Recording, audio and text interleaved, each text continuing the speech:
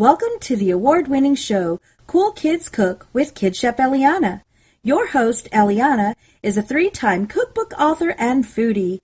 Listen as Eliana interviews the nation's culinary movers and shakers, explores ingredients from around the world, and shares her tasty recipes. Here's your host, Kid Chef Eliana. Welcome to the program, Cool Kids Cook. I'm Kid Chef Eliana, a cookbook author, foodie, and your show host. Here's what's happening with me. This past couple of weeks, I had a ton of delicious food that I can't wait to share with you. Hear more in a bit. My sister Soleil took me to see The Little Mermaid at the Singer Theater on its Broadway tour. Tune in for more. Exciting news! I did some filming for WYES at the World War II Museum. I'll tell you all about it in a bit. Plus, we've been creating lots of amazing food and culinary at Noga. That's so yummy. More on that later. Now I'm excited to introduce our special guest, food stylist Martha Torres.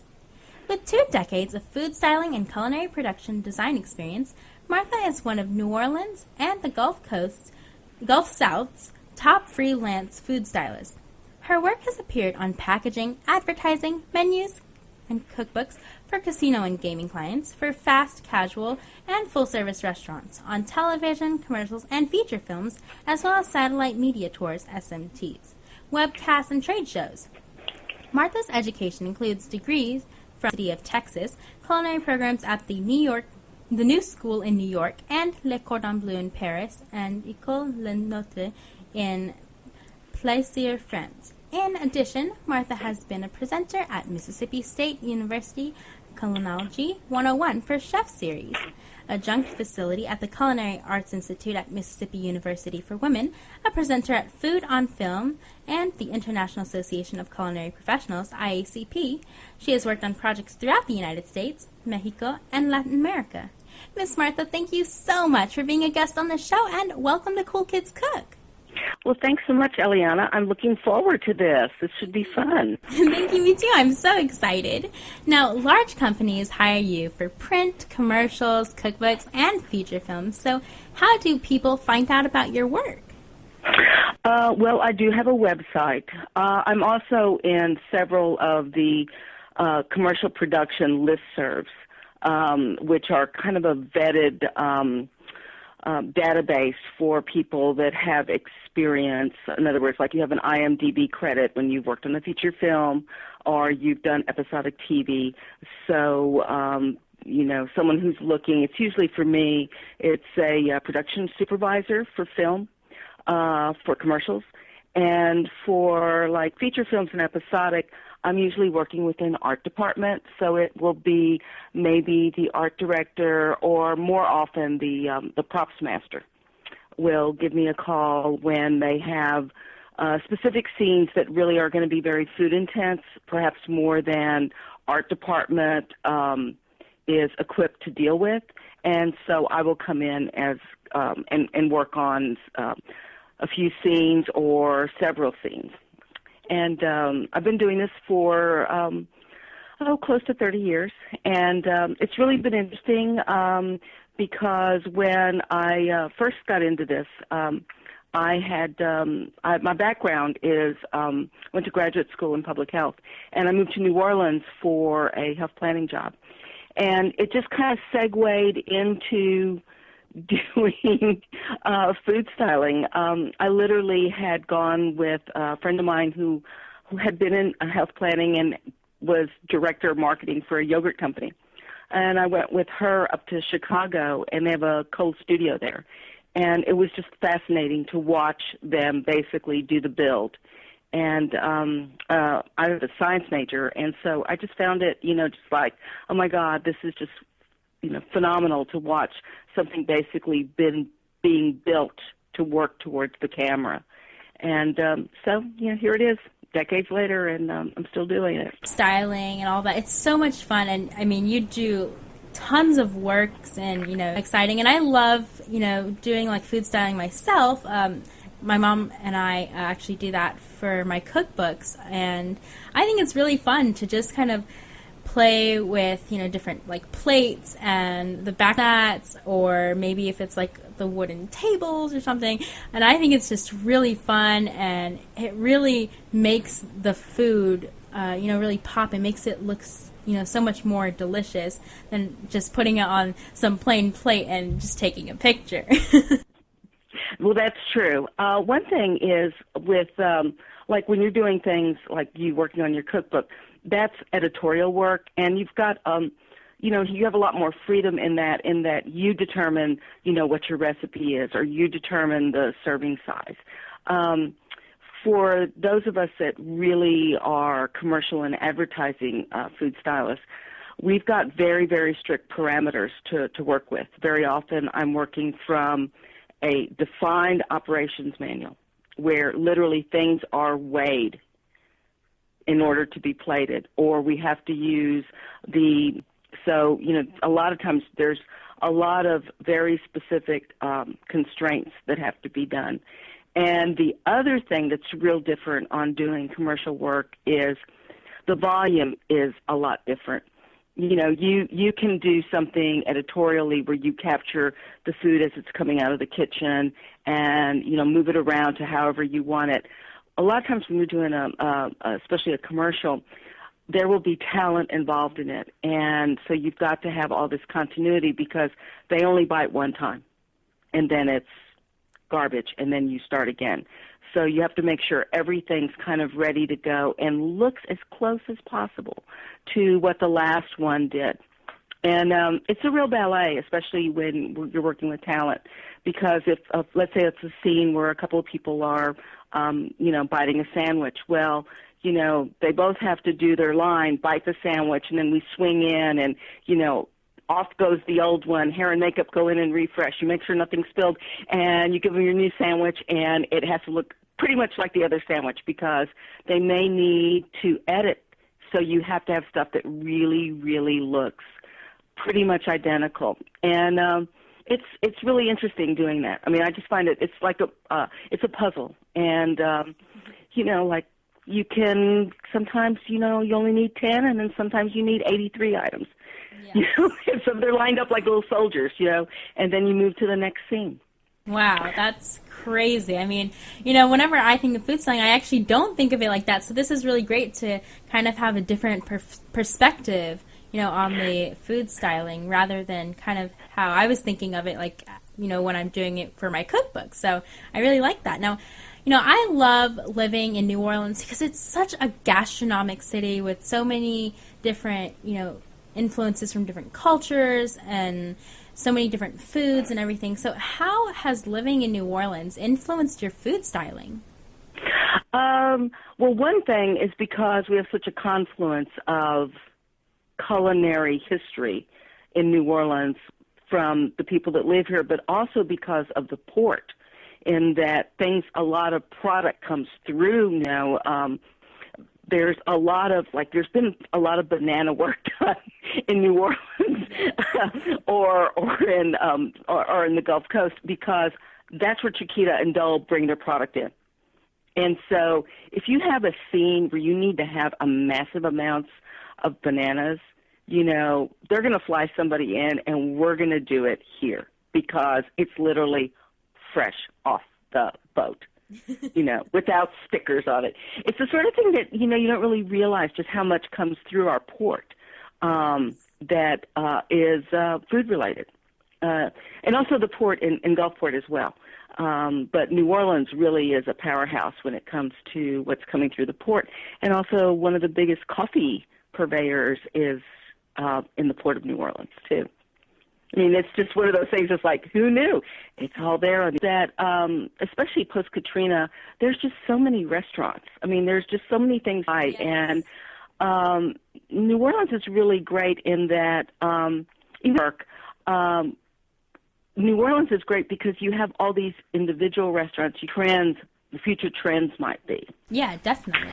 Yeah, that's just really exciting. I mean, you can't go down magazine without seeing a restaurant that you go, I've got to try that place. Oh, yeah, that's so true. I mean, every corner, every block, there's a new restaurant popping up, and a lot of them are even like mom and pop restaurants. There's, so many restaurants. You could go to a different restaurant every single day of the year and not go, and, you know, never go to the same one over again. Like, and you wouldn't ever get, you know, finish, you know, to all the different restaurants, get to all of them, because there's so many. And they're all just really good. And there's so many more restaurants, like, and the food scene is really thriving here, after Katrina, rather than before Katrina. So it's really amazing. Plus, we've also been really lucky in that Emeril Lagasse has been such an incredible ambassador, basically, for people outside of New Orleans to realize kind of the level of what food can be and can be produced out of New Orleans. I mean, you know, when you live in New Orleans, a lot of times people don't really realize the degree to his effect, so to speak. I mean, you know, he was like really the first culinary celebrity as far as all aspects of media. And it's really been good because, you know, he's always done a lot to promote the city. And it's just really interesting, I think, you know, because Emeril to me is kind of like a Portuguese explorer. You know, he's like the Portuguese explorer for food and restaurant, and it's all coming out of New Orleans. And I just think that's really kind of interesting. I don't know of other cities that really have that to the same degree, you know, that he's been able to do for us in New Orleans. Put that in for there.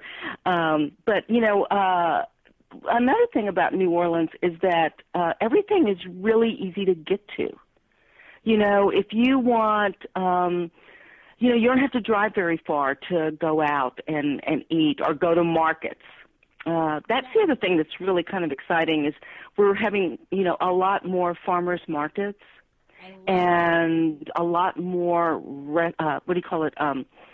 grocery stores, especially smaller grocery stores, are opening, and bread shops and things like that are just really, you know, really exciting. I mean, for a city that's not really very big, the food scene is like in a city that's probably closer to 2 million, you know. Definitely. I mean, you're so right about all of that. I mean, there's so many different things popping up here in New Orleans, like the farmers markets and all the different, you know, food businesses, and so that's really great. And I love how you can, you know, take that and put that into, you know, your work or my work and all of that, and it really influences us. So I love that a lot.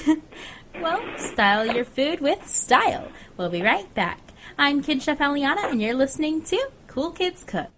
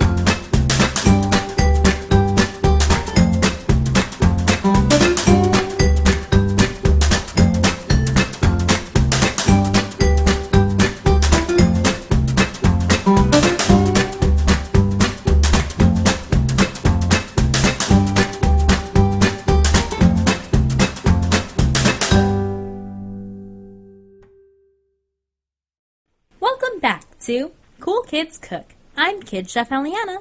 Let's continue our interview with Martha Torres, a food stylist.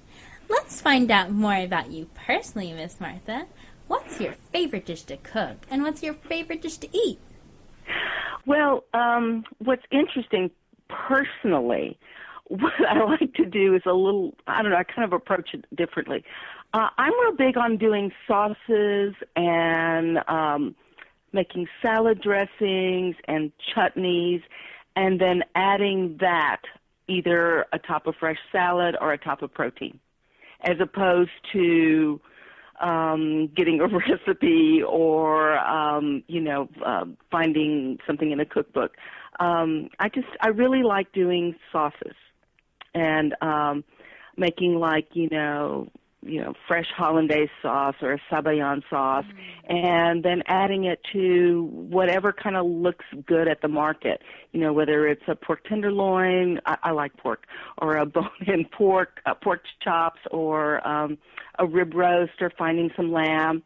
And that's what I tend to do, is do that as opposed to having any ethnic style of cooking or whatever. And I just like to, kind of get that Cuisinart out and, chutney, and then just add it on top of some fresh fish or, Totally make just like these new flavors with a sauce. You can pork chops or just chicken or roast chicken or whatever, but by adding it could just be really delicious. I love that. I mean, I like doing sauces too. I mean, you can just kind of play with the different flavors, and you can do like a chicken broth based sauce or something with dairy, like a heavy cream or anything like that. So there's all kinds of different things that you can do, and I love that. And I will say one of my favorite things, if I have to, let's say if I'm going to buy a product off the shelf, what I'm going to buy is, the Cuban marinating sauce, the mojo sauce. Oh, I love mojo. Oh, I mean, that's it, just whether it's the regular one or it's the picante one, just get that. Put your pork or your chicken in a big 2-gallon Ziploc, put it in the fridge for a couple of days, and then into the oven. I mean, it's just that is like the best thing. I mean, if I'm running, if I don't have a lot of time, I do get the one, like just the mojo in the bottle. That one works perfectly fine, and it tastes so delicious. But if I do have the time and like the ingredients, I will just go to the store. You'll do it from scratch. Yeah. Yeah. I know. It's like that's one of those things. It's like it's always guaranteed it's going to be great. That could definitely be one of my favorite comfort foods, because I just do it. I do mojo roasted pork, but I did in the slow cooker. And so, right like before I go to school, I'll just throw it in the slow cooker, and then I come home and it's all ready, and I just make some rice with it, and it is like the perfect dinner. And even maybe make some like tostones or maduros, and it's so good. You're a little more ambitious than I am. I just we'll take care of, do that and then make a little salad, and we're good. Yeah, whatever floats your boat. Well, can you share with our listeners your funniest or most disastrous food or food styling memory? Well, what's interesting when you kind of do commercial work is that there's a lot of people involved on a shoot. Like for a commercial, like for example, I just recently did a commercial for Tony Chachere's, and there was probably 36 to 40 people, all said and done, that were crew for the shoot. And which seems like a lot, but then I did a commercial for Target, and that was closer to 100 people on the shoot. And so you really, most people don't eat. But every once in a while, you kind of have to put a little signage up, to shoot food. It's not craft service. Yes. And so sometimes I'll put like a little mask, like a Halloween mask. It's like, in other words, pay attention. This is not a snack zone. As far as funny things, years ago, I was doing a fried chicken commercial, and they had a mascot. And of course, it's a character, and they have they always have those big hands, big head, heavy costume. So the person wearing the costume, it's really cumbersome being in those things. And they were supposed to walk a chicken walking with a box of chicken, okay? And, you know, a box filled with chicken is pretty heavy. It wasn't going to work. I mean, it wasn't going to work for how the little character could hold anything or whatever. So it's like, you know, hold the box, falls on the floor. Hold the box, falls on the floor. I'm thinking, you know, there's got to be another way. So they had some planters, the little planters that, you know, they styrofoams in them, and then they put the fake plants on top of it. Yeah. You know what I'm talking about. Okay. So I'm like thinking, okay, I know what I'm going to do. So I go over and I like rip the plants out, get the styrofoam, put the styrofoam in the box, shove the chicken legs kind of in it to anchor it, and then put like 3 or 4 pieces on top. And it's like all of a sudden the box is, 80% lighter. The mascot can carry it. Everybody's happy. Done. On to the next scene. But it was just one of those funny things. It's like, what's the problem here? Well, the problem is that, it needs to look like a full box. It doesn't have to be a full box. But it can't carry the weight or else. It's just not going to work. And as far as disastrous, this is on the North Shore. We're shooting, and we've got power running to us because we're not in a rig. We're set up in a carport, and all of a sudden we get like a disastrous rain, and literally we're watching the water start coming up. And I'm real connected with all kinds of stuff. We've got convection ovens and grow markers and lighting and all that. And so we're putting on our rain gear, getting I carry the little plastic shower curtain liners, that you use in your bathroom. Right. Okay, so I always carry 3 or 4 of those, because if you need to cover something real fast, they're perfectly clean, and they're just like pop open a bag and throw it over your table, and that way you don't have to worry about it getting wet. And we started the power unit started arcing. I mean, literally like shooting arcs because the water is hitting it. And it was, and power just went out on everything. And everyone's just standing going, is everybody okay? And it was fine. It was just one of those things where everyone had to move really fast and really quick and make it work and just move on. And I got the generators back up in around 30 minutes. And, you pull off the plastic sheeting and you go back to working on the pasta dish, and everything's fine. Just move back. You gotta kind of improvise. Well, it is. That's a lot of on commercial production. Is you really kind of have to think literally outside the box, because you don't really know what it's, especially when you're on location. And in Louisiana, people come here to shoot on location. Yes. So you end up being in a lot of places that are just really kind of different. For the Caesar dog food commercial, which we did over the summer, we were shooting in Bayou Gauche. So we're literally there, and there's water, 4 or 5 feet away. I can remember doing a tourism thing, and we were actually going into the water because they were in a boat, and they had a picnic basket, and somebody yells, we think a gator's just went in. So everyone move off, everyone come back. You just kind of go for it. And but it's fun. It's all my jobs. Every job is really new and unique, and I think that's one of the real satisfying things about being a food stylist is Definitely. that at least in this market, every job is going to be a little bit different, and every job you're going to learn something. Yeah, definitely. You always learn something new. Well, now let's talk about unusual foods. What's the most unusual food you've ever eaten? Is there a food you would never eat again? No, I'll try anything. But I went to a pre-Columbian meal in Oaxaca several years ago, and it was very, very strict. In other words, it had to be pre-Columbian that was there.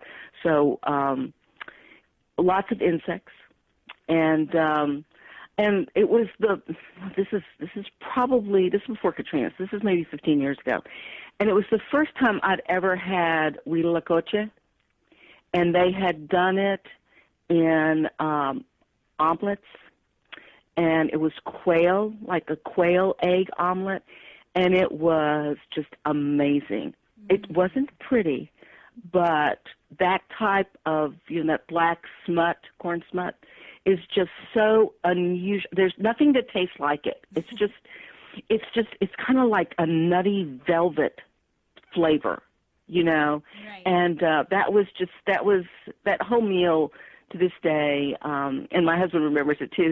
He said, it's just like you're there going, I want another insect. Yeah, bring that insect plate back. I'll have another one. But, it's just, it was really fascinating, being able to have something like that. Definitely. That sounds so good. I mean, I would have loved eating that. Sounds so delicious. Well, lastly, here's a wacky off-the-wall food question. If you could be any dessert in the world, what would you be and why? Tiramisu. That's a good one. Well, because when, it always has that little bunch of energy in it, that sometimes you need. And, what's not to like about, espresso? Espresso and sugar. Coffee drinker, but I do like tiramisu and, things that have coffee, and I do eat it. But, straight up coffee, I'm not so big on that. But tiramisu is definitely delicious. That's a good one to pick. Well, thank you so much, Miss Martha, for being a guest on Cool Kids Cook. Well, thanks for the invitation, and good luck in all your ventures and your new cookbook, and I can't wait to see it. Thank you. Well, you've shown us that food styling is an art and that good food photos need great style. If you want to find out more about food stylist Martha Torres, visit KidChefEliana.com for all the links. Take a food photo while we take a quick break. I'm Kid Chef Eliana, and you're listening to Cool Kids Cook.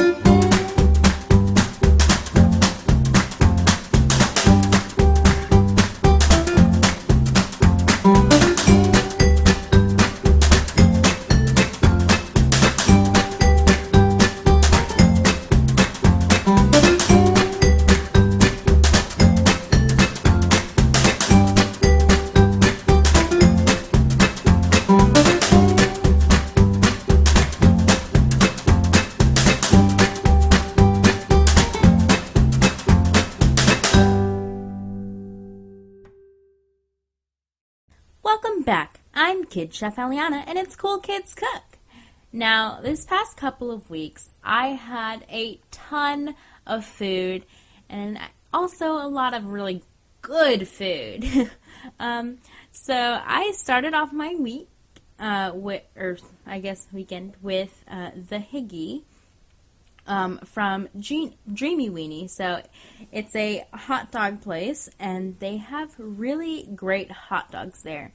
And they had a lot of different options there, and I was really excited. It's like, oh my gosh, there's so many different options. I don't know what I'm going to get.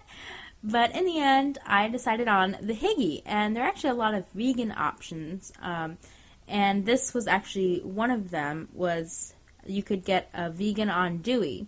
So I got the vegan andouille, and it was really, really good. And the higgy, like the toppings on the higgy, and it was really good. And also grits, I think. Yeah, I think it did a lot. And I was actually really surprised because I've never, like, that you would see. And I was just like, okay, well, always try something new. And so I got it, and I was really excited. I was like, oh my gosh, this is so amazing. But the hot dog was so big, and I could not finish it all, so I saved half of it for lunch. Like, that's how much hot dog I had left over.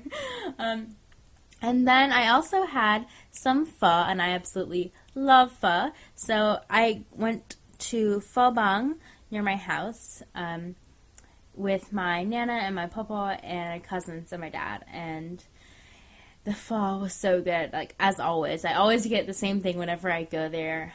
It's like the beef I've round. It's like number 18 is all I know. Like, I just go there, like, okay, number 18. And it's so delicious. I love getting pho there.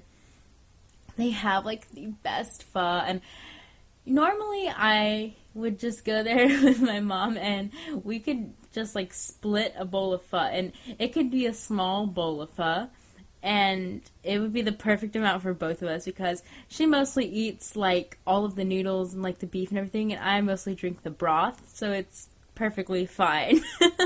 I'm just a really big broth drinker, so it's really great. But I love, like, all the fresh basil they put on inside of, you can put inside, and the bean sprouts, and the green onions, and the onions, and just all of that put together. And it's like raw beef that they put inside the soup, but it's so hot that by the time, like, you get it and you let it sit for a few minutes, you put all, like, your basil in, and then it's already, like, cooked and it's done, and it's so delicious. So I love eating that. And then I also got some bubble tea. I got a strawberry mango bubble tea with tapioca, of course. And so, got some tacos on Taco Tuesday. And as you know, I love tacos. Like, that is my favorite food in the entire world. I could eat that 24/7. Like, just, that's how much I love tacos. My favorite food ever. So, my mom and I went to Superior Grill, and I actually got the tacos de carnitas. And, oh my gosh, they were so good. I absolutely loved it. And it came with 2 tacos, and they actually had, like, 2 tortillas for each taco. It was really good. So they're just corn tortillas, and it had the carnitas on there, and you add, like, your guacamole and salsa, and it even came with avocados and, like, cilantro and a little lime. So, like, you just put all of that, all those different toppings on your tacos, and they're so good. So I ate both of them because I was really hungry, and they also had, like, chips and salsa. And my mom and I, of course, being silly, we got, like, kids' coloring books that had a contest and, like, the different games, like tic-tac-toe and the crossword puzzles and the mazes. I mean, everyone's a kid at heart. But we had a lot of fun together. And then my mom also surprised me, and she said, I'm going to take you to brunch. I was like, okay, so I'm going to go to brunch. And she took me to this, am I going to get? There's so many different things. I was like, I don't know. What should I get? And then I finally just, were so good. Like, the huevos rancheros were awesome. And it had, like, the beans, and then the pork, and then my egg over easy on top, and oh my gosh, like, it was amazing. Like, I loved it. But it came with so much huevos rancheros, so I just took some home and put it in the fridge, and I ate that for dinner the next day because there was just so much food. But the huevos rancheros were really good.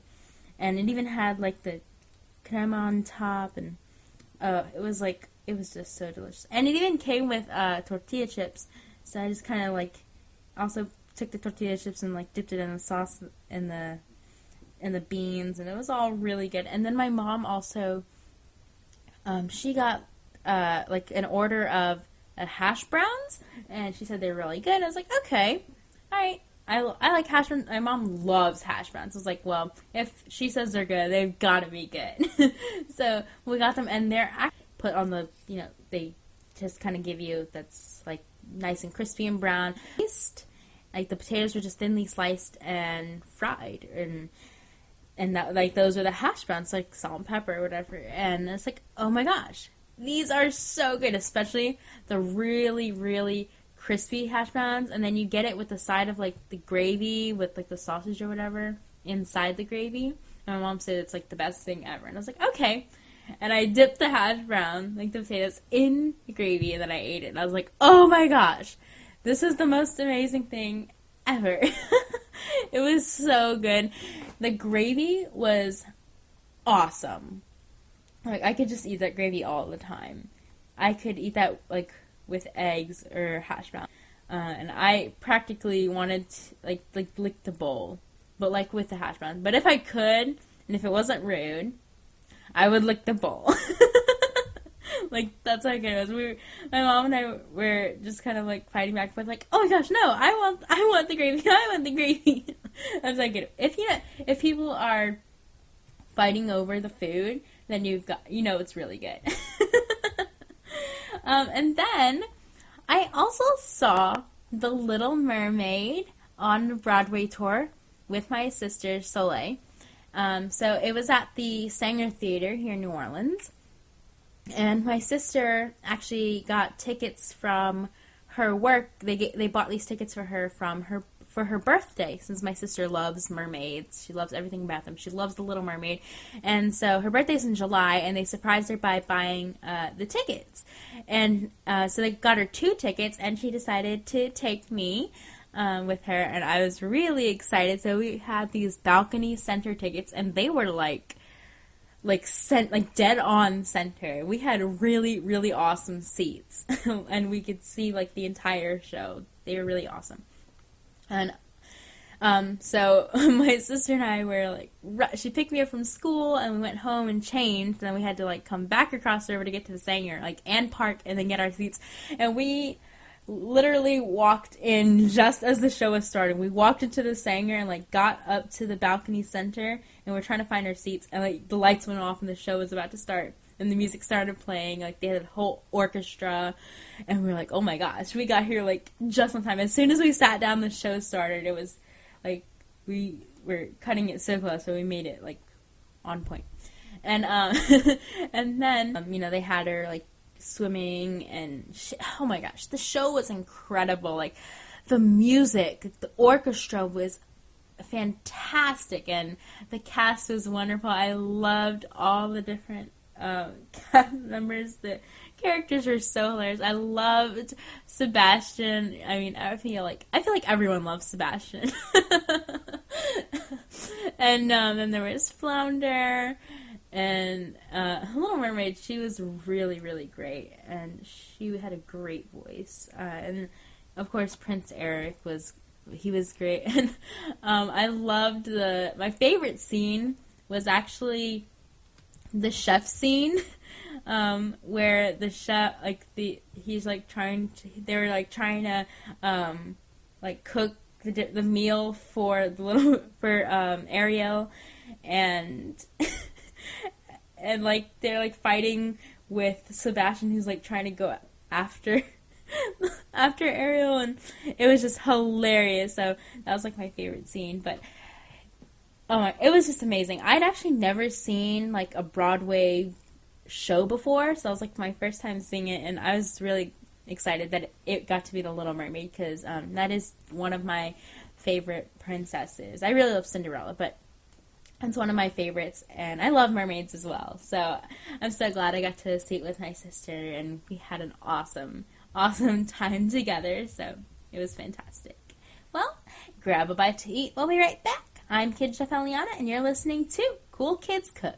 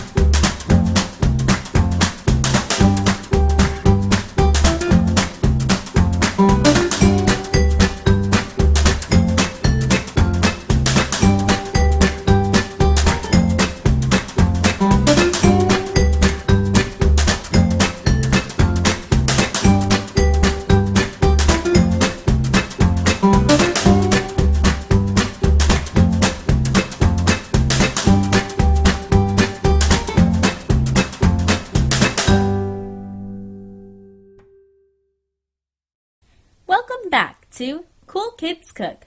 I'm Kid Chef Aliana, and it's time for Figure Out This Food. I have a game on my Facebook page called Figure Out This Food. I post a close-up of a food item, and the first 3 guesses get a shout-out here. Congratulations to Sokwin Chow, Roberto Catacaro, and Sally for guessing Pringles. Now, I had a really great past couple of weeks. I actually went bike riding with my mom, and we rode bikes on the levee, and we actually rode, about 45 minutes, or about 40 minutes, and it was actually a pretty long ride, and I was really happy with it. I haven't gone bike riding in a while, since I've been busy with school and all that. I'd really like to go bike riding more often. But I was really glad that we got to do that, and it was so nice, and we went in the evening, and there was a beautiful sunset, so I was really happy, and we actually, we did about, I would say we, maybe 4-ish miles or so. Yeah, it was actually really awesome.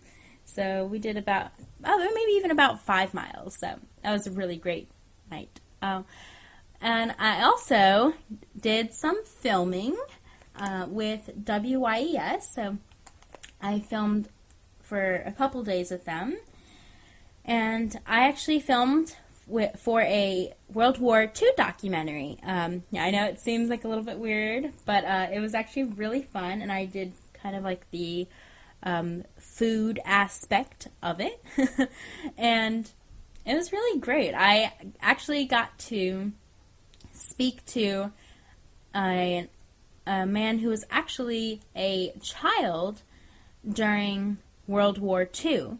And we talked about, the victory garden and about, rationing and, what they did, canning, all of that. So he just talked all about the food aspect and all that, during World War II. And so that was really fun. I had a great time filming with them. And we actually filmed in the Victory Garden at the World War II Museum, which was even cooler. And it was really great. So I interviewed Mr. Ronnie, and he was fantastic. I had lots of fun with him. He was great to be around. And then I filmed some voiceover work with them for the documentary and some other stuff. So that was really great. So I did that actually for one Saturday. It was just me filming with Mr. Ronnie, and then some stuff by myself.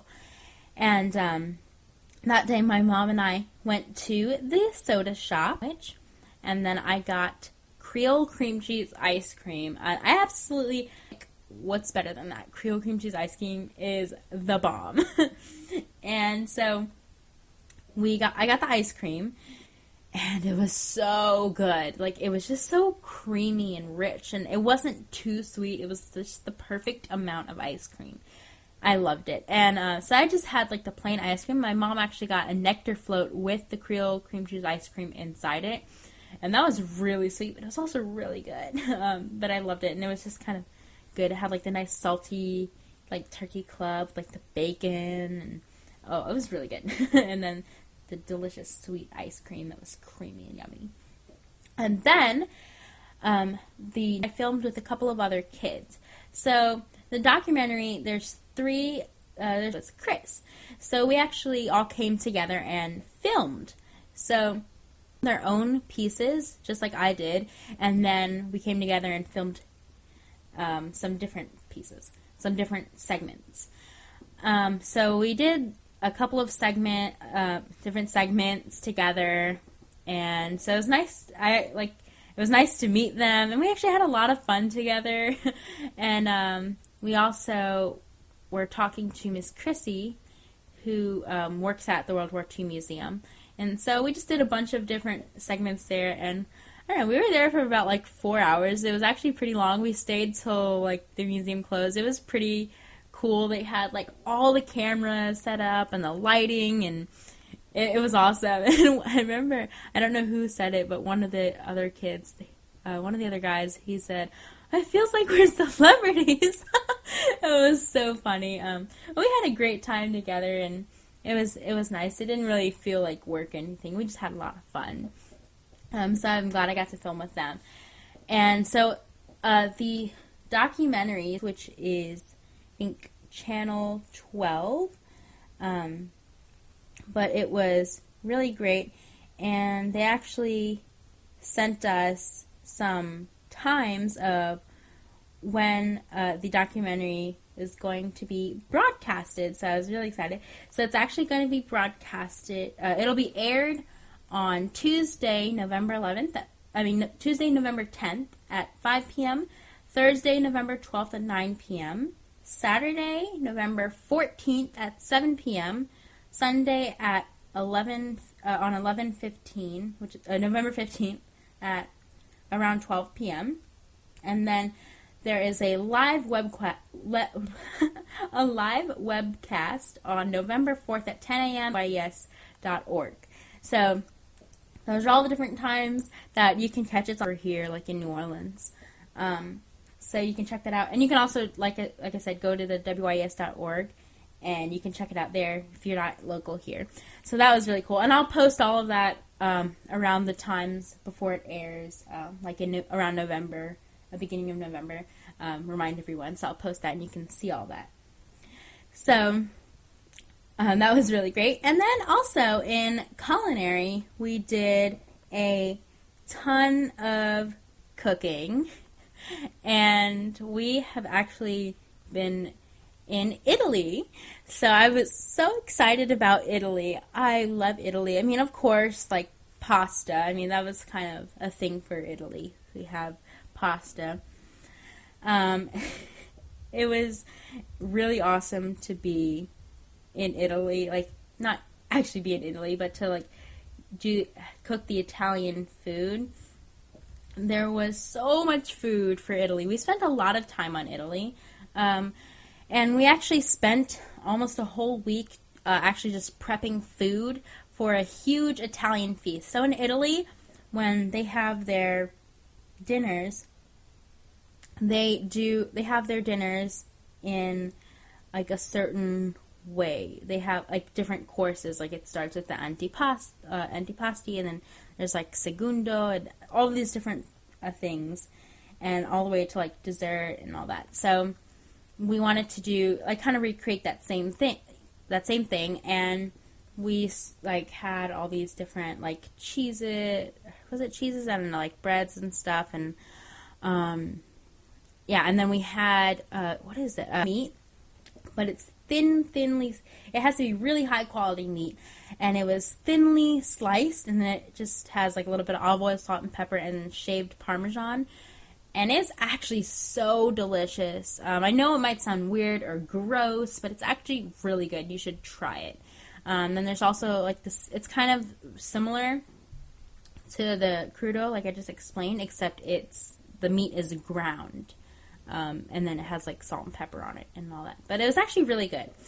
And it's not gross at all. So I did like the thinly sliced one more than the ground meat. I don't know, I think it was just a texture thing with the raw ground meat, but and it was still really good. And then, oh my gosh, what else did we have? We had a huge feast. But it had like that I made. It was like eggplant and tomatoes and all kinds of aromatics, and it was really good. And like you can eat it and you just eat it by itself. Pasta. What else did we have? We had all kinds of, and the pesto we actually made with basil from the Press Street Garden, and we even had what are some other things that we had? We had like these onions that were actually like stuffed with like ground meat that was seasoned. Those are really good. And it was ground meat and like eggplant. That was delicious. We also had, I don't remember any. We had some other stuff. I can't quite remember, but I know we did have Panna Cotta, which was so amazing. I love Panna Cotta, and this Panna Cotta was so creamy, and it was just so delicious. And it had honey that was actually from Italy. her classmates went to Italy, and she brought it back from Italy. And so the honey was drizzled on top, and that had a little sprig of mint, and it was so good. And we also got to taste real Nutella from Italy. It was brought back from Italy, and it was amazing. Like, it does not even taste like Nutella, like, that's made here in the United States. It's awesome.